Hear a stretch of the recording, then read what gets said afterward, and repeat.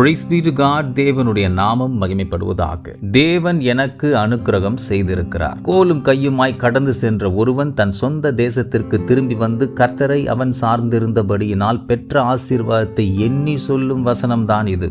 அவன் தவறியவனாக காணப்பட்டான், துரத்தப்பட்டவனாய் ஓடினான், கடினமாய் உழைத்திருந்தும் தன் கூலியில் ஏமாற்றப்பட்டான். தேவனை நோக்கி வேண்டுவதை அப்பொழுதும் அவன் நிறுத்தவில்லை, தரிசனங்கள் காண தவறியதும் இல்லை.